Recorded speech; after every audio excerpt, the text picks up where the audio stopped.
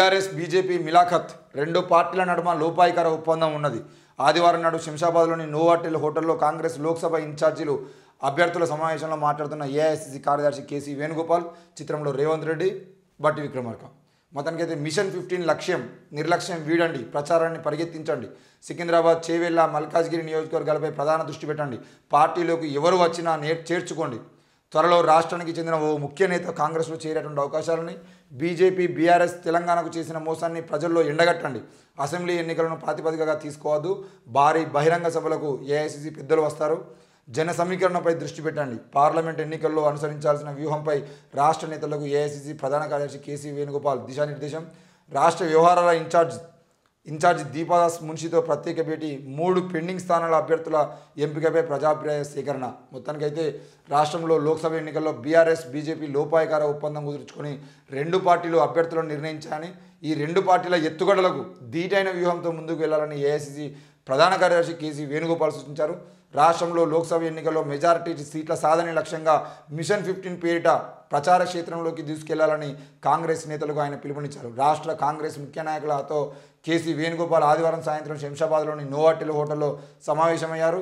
ఈ సమావేశానికి Revanth Reddy, deputy CM బట్టి విక్రమార్క, మంత్రులు, ఎంపీ అభ్యర్థులు, ఎమ్మెల్యేలు, 17 లోక్సభ స్థానాల ఇన్ఛార్జీలు హాజరయ్యారు. మొత్తానికైతే ఏది ఏమైనా కూడా రాష్ట్రంలో కాంగ్రెస్ పార్టీలో ఇప్పుడు ఒక ముఖ్య నేత కాంగ్రెస్ పార్టీలో చేరుతారని చెప్పేసి అంటున్నాడు.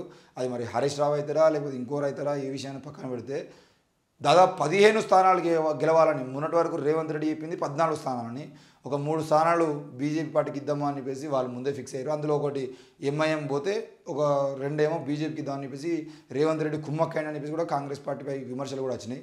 మరి ఇప్పుడు ఈయన వేణుగోపాల్ వచ్చి మాత్రం 15 స్థానాలు టార్గెట్గా పెట్టుకోవాలని, ముఖ్యంగా సికింద్రాబాద్, చేవెళ్ల, మల్కాజ్గిరి నియోజకవర్గాలపై ప్రధాన దృష్టి పెట్టాలని చెప్పేసి చెప్తున్నారు.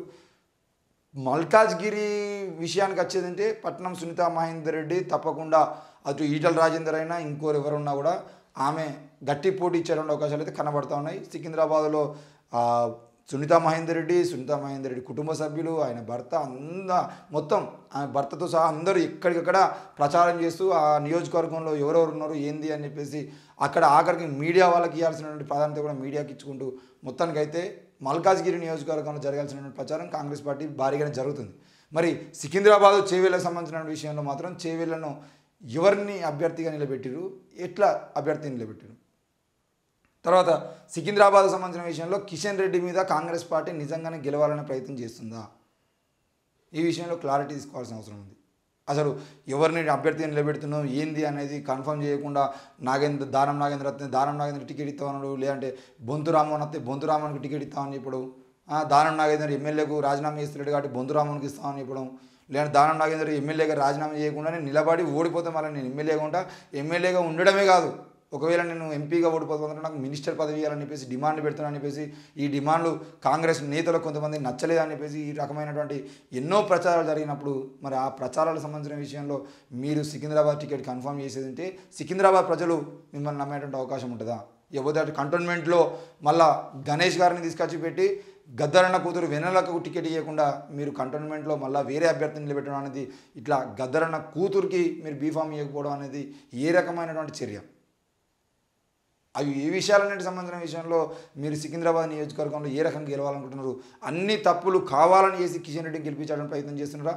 మీరు వదిలిపెడుతున్నటువంటి 2 సీట్లు ఇప్పుడు 15 సీట్లలో గెలవాలని మీరు అనుకుంటున్నారు. అందులో ఒకటేమో 17 స్థానాల్లో ఇంకో 2 సీట్లలో ఒకటి ఎంఐఎం హైదరాబాద్ నుండి గెలిచేది ఉంటే మరి ఇంకో సీటు కిషన్ రెడ్డి గెలిపించడం కోసమే రేవంత్ రెడ్డి, ఎందుకంటే వీళ్ళిద్దరూ ఆర్ఎస్ఎస్లో దగ్గర స్నేహితులు అని చెప్పేసి కూడా ఈ రెడ్డి కలిసి సికింద్రాబాద్లో కిషన్ రెడ్డి గెలిపించుకునే ప్రయత్నం చేస్తున్నారనే వార్తలు కూడా వినబడుతున్నాయి. మరి దీనికి సంబంధించిన విషయంలో రేవంత్ రెడ్డి ఏం చేస్తారు? సికింద్రాబాద్లో నిజంగానే కిషన్ రెడ్డి ఓడించడం కోసం వీళ్ళు ఛాయాశక్తిలో కృషి చేస్తున్నారంటే అసలు కృషి చేసినట్టుగా ఎక్కడ కూడా కనబడతలేదు.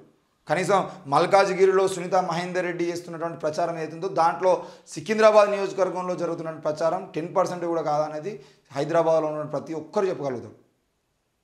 మరి ఈ రకమైనటువంటి విషయంలో రేవంత్ రెడ్డి మరి కేసీ వేణుగోపాల్ వీళ్ళందరూ ఏం చెప్తారో చూడాల్సిన అవసరం ఉంది.